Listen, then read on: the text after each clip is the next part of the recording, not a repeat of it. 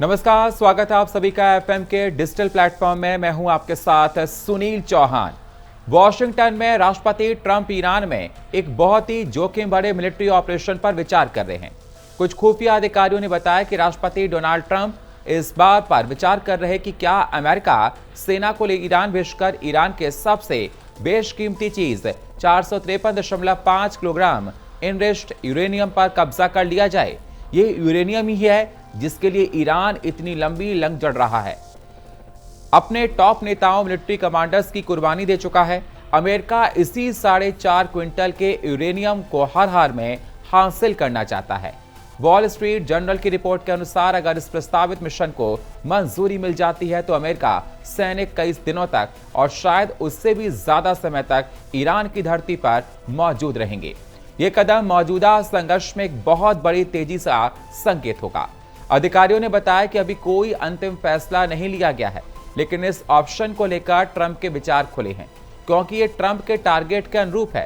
Trump चाहते हैं कि ईरान कभी भी परमाणु हथियार विकसित ना कर पाए, लेकिन उनके सामने इस ऑपरेशन में शामिल होने वाले अमेरिकी सैनिकों की सुरक्षा से जुड़ी चिंताएं भी हैं। 453.5 किलोग्राम 60% एनरिच्ड से लगभग 10 से 11 बम बनाए जा सकते हैं। हालांकि ये सैद्धांतिक अनुमान है और असलियत थोड़ा बहुत कम या ज्यादा हो सकती है। राष्ट्रपति ट्रंप ने कूटनीतिक विकल्प पर जोर दिया है और अपने सलाहकारों से कहा कि वे ईरान पर दबाव डालें कि वह युद्ध खत्म करने के लिए एक बड़े समझौते के तहत वह सामग्री सौंप दें। हालांकि उन्होंने निजी बातचीत में यह भी साफ कर दिया कि ईरानी लोग वे मटेरियल अपने पास नहीं रख सकते और अगर बातचीत नाकाम रहती है तो यूरेनियम को जबरन भी हासिल करने की संभावना पर विचार किया जा सकता है। रविवार रात को ट्रंप ने कड़ा अल्टीमेटम देते हुए पत्रकारों से कहा कि ईरान को अमेरिका की मांगें माननी होंगी, वरना उनके पास कोई देश ही नहीं बचेगा।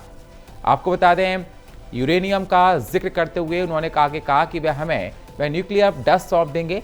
पिछले साल जून में अमेरिका और इजराइल द्वारा किए गए हवाई हमलों से पहले माना जाता था कि ईरान के पास 60% तक अत्यधिक सर्वाधिक uranium highly enriched uranium 400 kilogram से ज्यादा और 20% फिजन मटेरियल लगभग 200 किलोग्राम थी।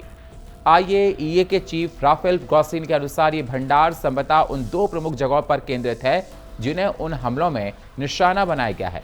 इस्फहान में एक भूमिगत सुरंग है और नतांश में एक प्लांट है। एक्सपर्ट्स का यह भी कहना है यदि आवश्यकता पड़ी तो ईरान के पास नए भूमिगत संवर्धन केंद्र स्थापित करने की क्षमता अभी भी मौजूद है। सैन्य विशेषज्ञों ने चेतावनी दी कि यूरेनियम पर कब्जा करने का कोई भी प्रयास हाल के वर्षों में अमेरिका द्वारा किए गए सबसे जटिल अभियानों में से एक होगा। अमेरिकी सेनाओं को ऐसे शत्रु क्षेत्र में प्रवेश करना होगा जहां उन्हें ईरानी हवाई सुरक्षा प्रणालियों, ड्रोन और मिसाइलों से खतरा होगा।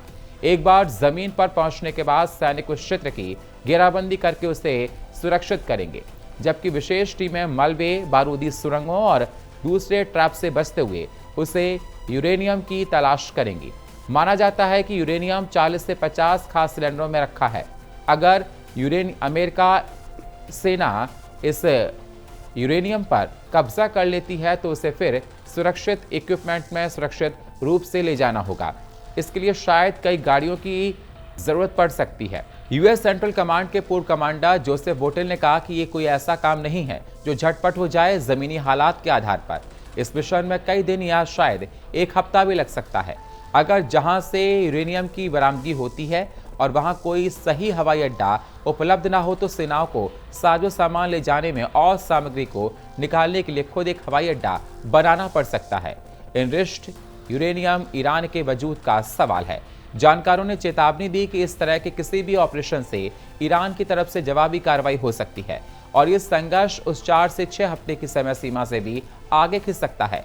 ट्रंप की टीम ने इसका सिर्फ सार्वजनिक तौर पर जिक्र किया था। इसके साथ ही प्रशासन के कुछ लोग एक लंबे युद्ध से बचना चाहते हैं, खासतौर पर तब जब मध्यावधि चुनाव नजदीक आ रहे हैं और देश के भीतर राजनीतिक दबाव भी लगातार बढ़ता जा रहा है।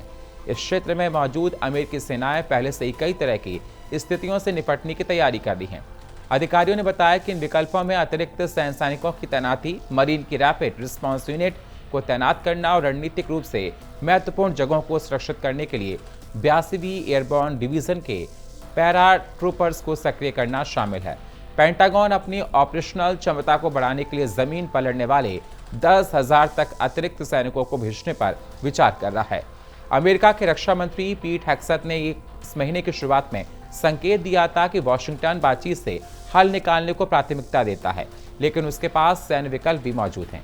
ईरान के यूरेनियम भंडार को जब्त करने की अमेरिका की एक बेहद जोखिम भरे मिलिट्री एक्शन पर विचार किया जा रहा है। इससे पहले से अस्थिर चल रहे इस संघर्ष में दांव ऊंचे हो गए हैं, क्योंकि एक तरफ कूटनीति काम कर रही है तो दूसरी तरफ पर्दे के पीछे चुपचाप सैन्य विकल्प आकार ले रहे हैं।